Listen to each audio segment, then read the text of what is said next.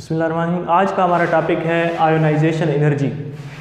तो ionisation energy से क्या मुराद है कि ऐसी एनर्जी जो कि किसी भी न्यूट्रल एटम को आयोनाइज करने के लिए काफ़ी होती है। आयोनाइज का क्या मतलब है कि उसके ऊपर कोई ना कोई चार्ज आ जाए, ठीक है जी। यानी न्यूट्रल एटम है, उसकी जीरो स्टेट होती है, उसके ऊपर प्लस चार्ज आ जाए तो उसको मतलब है कि वो आयोनाइज हो चुका है। तो डेफिनेशन लिख लेते हैं, the amount of energy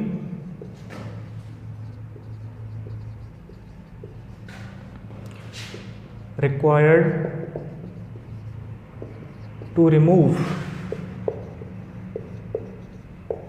most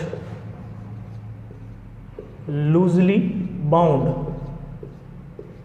electron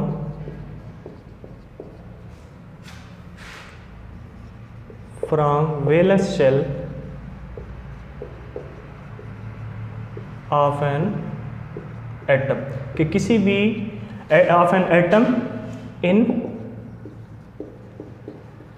gaseous form, ठीक है, कि एक एटम जिसको हम एनर्जी देते हैं और इतनी ज़्यादा एनर्जी दें कि आइसोलेटेड एटम, यानी उसके साथ कोई दूसरा एटम नहीं होनी चाहिए, यानी एलिमेंट या कंपाउंड की सूरत में नहीं बल्कि सिंगल एटम हो, न्यूट्रल एटम।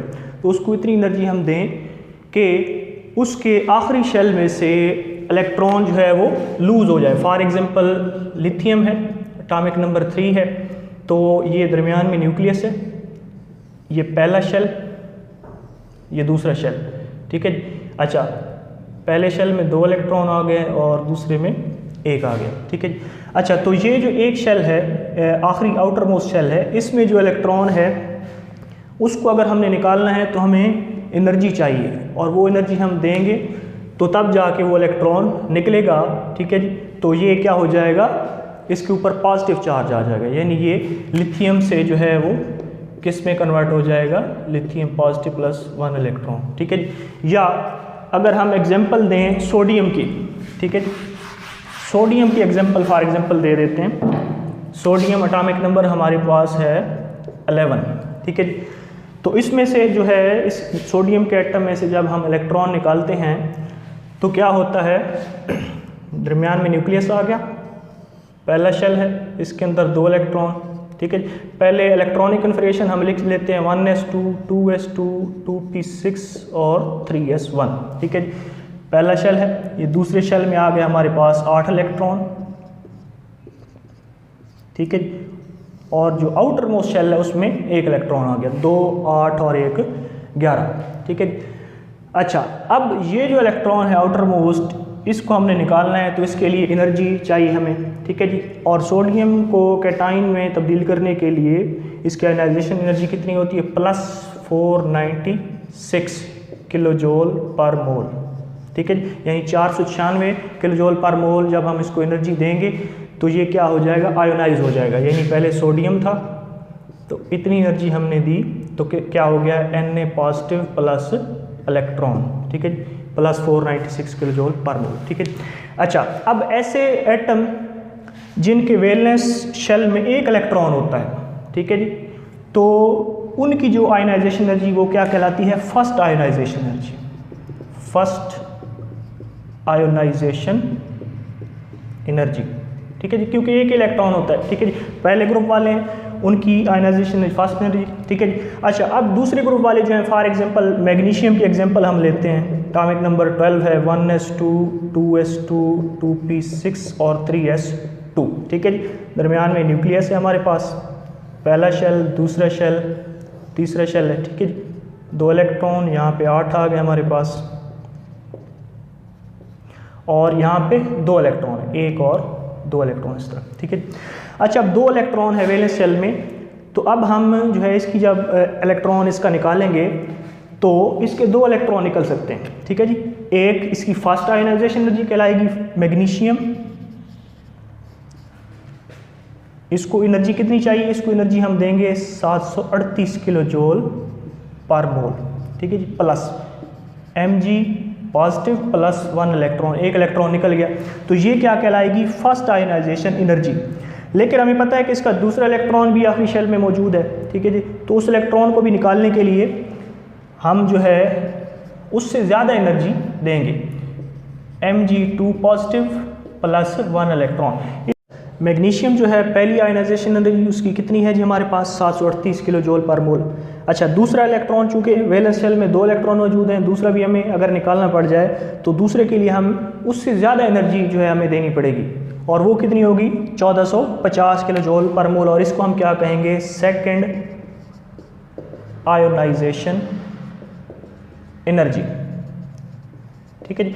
और इसकी वजह क्या है कि फर्स्ट आयनाइजेशन एनर्जी जो है वो कम होती है सेकेंड आयनाइजेशन एनर्जी से। उसकी वजह ये होती है कि जब हम देखते हैं कि हमें पता है कि प्रोटॉन न्यूक्लियस के अंदर और इलेक्ट्रॉन इसकी रेशो बराबर होती है। फॉर एग्जांपल मैग्नीशियम के अंदर जो है इधर प्रोटॉन कितने हैं, न्यूक्लियस के अंदर प्रोटॉन है हमारे पास जी 12, इसके इलेक्ट्रॉन भी कितने हैं 12 हैं, 1 2 3 4 5 6 7 8 9 10 11 और 12, यानी 12 जो है वो माइनस वाले हैं। ठीक है, इधर देख लेते हैं कि 12 ही हमारे पास इलेक्ट्रॉन हैं और 12 ही हमारे पास क्या हैं प्रोटॉन। प्रोटॉन पर पॉजिटिव चार्ज हम शो करते हैं, इलेक्ट्रॉन पर नेगेटिव, यानी ताकत बराबर है। तो जब हम 738 किलो जूल पर मोल देंगे एनर्जी तो एक इलेक्ट्रॉन आसानी से निकल जाएगा। अच्छा, जब एक इलेक्ट्रॉन निकल जाएगा तो पीछे जो है इलेक्ट्रॉन जो है वो 11 बच चुके हैं, जबकि प्रोटॉन उसी तरह 12 हैं, यानी जमा वाले जो कि उनको खींच रहे हैं उनको जो है रेशो वो ज़्यादा हो गई है, इलेक्ट्रॉन की रेशो कम हो गई है, तो जिसकी वजह से वो आखिरी इलेक्ट्रॉन को न्यूक्लियस की पकड़ मजबूत होने की वजह से ज़्यादा खींचेगा। ठीक है जी, तो ये वाला जो शेल है या इलेक्ट्रॉन है वो न्यूक्लियस के करीब आ जाएंगे। ठीक है जी, और उसका साइज़ जो है एटम का रिड्यूस हो जाएगा, कम हो जाएगा। ठीक है जी, और कम होने की वजह से जो है न्यूक्लियस की पकड़ इस एक इलेक्ट्रॉन जो कि बचा हुआ है उस पर ज़्यादा हो जाएगी पहले की निस्बत, जिसकी वजह से हमें इसका डबल जो है वो एनर्जी इस्तेमाल करनी पड़ेगी। यानी फॉर एग्जांपल पहले 738 किलो जूल पर मोल इस्तेमाल कर रहे थे, जब एक इलेक्ट्रॉन निकल गया पीछे 11 इलेक्ट्रॉन और 12 प्रोटॉन बच गए, यानी खींचने वाले ज़्यादा हो चुके हैं, तो जो है हमें पहले से जो है 2 गुना ज़्यादा जोर लगाना पड़ेगा या एनर्जी ज़्यादा देनी पड़ेगी, जिसकी वजह से सेकंड आयनाइजेशन एनर्जी जो है वो ज़्यादा होगी। अच्छा, जो थर्ड ग्रुप है उनमें जो है वो 3 इलेक्ट्रॉन हम निकाल सकते हैं, जिस तरह एल्यूमिनियम है। ठीक है जी, पहली एनर्जी कम होगी, फिर उससे ज़्यादा, फिर तीसरी उससे भी ज़्यादा होगी। ठीक है जी, तो इस तरह जो है हम फर्स्ट सेकंड आयनाइजेशन एनर्जी हमने पढ़ ली। अब हम देखते हैं कि पीरियड में आयनाइजेशन एनर्जी का क्या ट्रेंड है। तो पीरियड जो है सेकंड पीरियड एलिमेंट्स लिखे हुए हैं, पीरियड में जैसे जैसे हम लेफ़्ट टू राइट चलेंगे तो आयनाइजेशन एनर्जी बढ़ती जाएगी। 520 है लिथियम की, फिर 899, 801 और 2081 तक। इसकी क्या वजह है? इसकी वजह ये है कि जैसे जैसे हम पीरियड में लेफ़्ट टू राइट बढ़ते हैं हमें पता है कि एटम का साइज जो है वो छोटे से छोटा होता जाता है। बात फिर वही है, पहले हमने पिछले लेक्चर में स्टडी किया था कि क्यों ऐसा होता है, कि चूँकि जो है नंबर ऑफ़ शेल सक्सेसिव जो है वो नहीं बढ़ते, रेगुलरली नहीं बढ़ते। तब तक नहीं बढ़ते जब तक एक शेल जो है मुकम्मल तौर पर उसके अंदर इलेक्ट्रॉन फिल ना हो जाए। ठीक है। अच्छा, तो शेल के रेगुलरली ना बढ़ने से और इलेक्ट्रॉन प्रोटॉन के जो है रेगुलरली बढ़ने से न्यूक्लियस मजबूत से मजबूत होता जाता है और एटम का जो है साइज़ वो सिकुड़ता जाता है, जिसकी वजह से आयनाइजेशन एनर्जी जो है वो ज़्यादा होती जाती है। जबकि ग्रुप में जो है इसके उलट है, ग्रुप में जो है नंबर ऑफ़ शेल बढ़ते जाते हैं। पहले फॉर एग्जांपल इसमें 2 शेल हैं, फिर जो है 3 होते जाएंगे, फिर 4, तो नंबर ऑफ़ शेल जो है वैलेंस शेल बढ़ने से क्या होता जाएगा, न्यूक्लियस की पकड़ जो है आखिरी इलेक्ट्रॉन्स पर कम से कम होती जाएगी, जिसकी वजह क्या होगी कि हम आसानी से थोड़ी सी एनर्जी देकर उसके आखिरी या वैलेंस शेल में से इलेक्ट्रॉन को निकाल सकते हैं। ठीक है जी, देखें लिथियम जो है 520 है, सोडियम 496, 419, 403, 370। आयनाइजेशन एनर्जी जो है वो कम से कम होती जा रही है, क्योंकि जो है न्यूक्लियर अट्रैक्शन या न्यूक्लियर की इलेक्ट्रोस्टैटिक जो फोर्स है वो कम से कम होती जा रही है। न्यूक्लियस जो है वो कमज़ोर होता जा रहा है, क्यों? शेल के बढ़ने से। जबकि बाएं से दाएं जो है वो एक एटॉमिक नंबर की इजाफा होता है, तो इतने जल्दी जो है शेल नहीं बढ़ते।